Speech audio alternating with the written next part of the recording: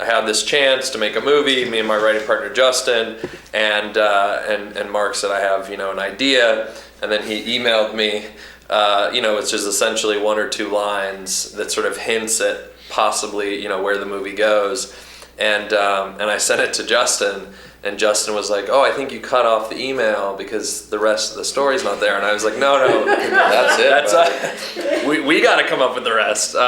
Was that an idea that you'd been thinking about for a while, Mark? I keep a little document on my computer that has a bunch of movie ideas, some of them a lot less fleshed out than others. And it wasn't something I'd had around for a while, but I knew that Charlie was very good at, he was very good visually. He was interested in making something more genre-oriented that could work well with what I do in kind of more of the relationship space. So there was something in the idea that I felt like, if he can come up with something here, great. But it really was very, very little. It's just a basic concept of what turns out to be the twist in our film. I've sent a lot of couples there, and they've all come back renewed. Is it another dimension when you go through the door? You want to go back. This is something that we've been talking about, creating a new relationship. I imagine like horseback riding with a little satchel of wine, Not some weird version of Who's Afraid of Virginia Woolf. In a film like the one I love, we not only did less takes because we had less time, but it's a more intricately plotted movie.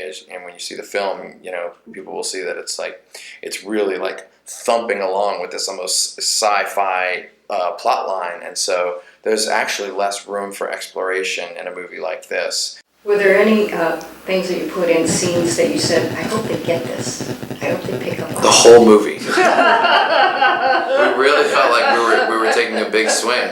We felt like we were trying something that, and this is no slight to this movie, but a movie like Your Sister that I made 2 years ago, we felt like we had our hands on that movie. We knew what to do with that movie, and I was never worried that movie was going to be bad. We were worried that this movie could be terrible if we didn't do it right, that people might just think it's stupid. How do you see this playing out? I'm not leaving. This entire weekend has been one planned trap. We had an idea of exactly what was happening story-wise, sort of character-wise where they were at in the script, and then these guys would improv, and we'd kind of rehearse the scene before we'd shoot it, and we'd figure out the direction we were going with it. And so it was a lot of trial and error and different minds coming in and sort of adjusting stuff, but it was really Mark and Lizzie kind of spearheading that. We knew each other socially, and we were like pizza and beer friends, and we felt like we could do a couple realistically. We got each other's sense of humor. She knew how to push my buttons. She's really smart. Whip smart. And so we felt like we're going to be able to get that right. I didn't know what it was going to be like when a lot of the conflict came up, and you kind of don't know that a lot of times. But in my experience, if you are like a student of the human condition, you're obsessed with people and interpersonal dynamics, and you generally like the person you're acting across from, you're going to have chemistry. What did you do to help her get comfortable with it? This is a very different part for her. I didn't do anything. She was nervous coming in, and Charlie was very good with her. Charlie's very comfortable on set. He's grown up on sets his whole life. He's a very relaxed director.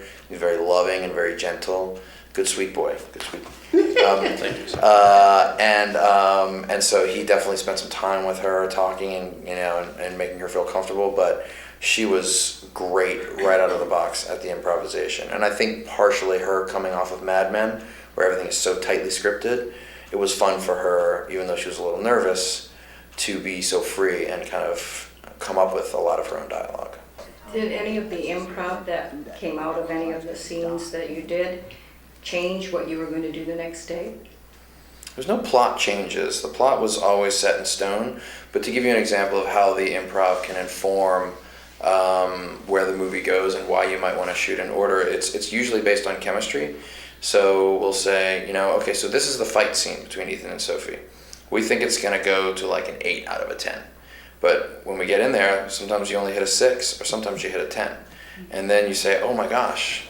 So because they got so angry with each other, the apology that we shoot tomorrow is going to have to be a little more intense. Or because they didn't get as angry as we thought, the apology can be laden with some sarcasm because now we know we have some sweetness here. Some people feel the film is dark in a lot of ways, and then some people feel that it's like very playful and fun, and a lot of it is about what baggage those people are bringing with them into the viewing of the movie and what their relationships are like, you know?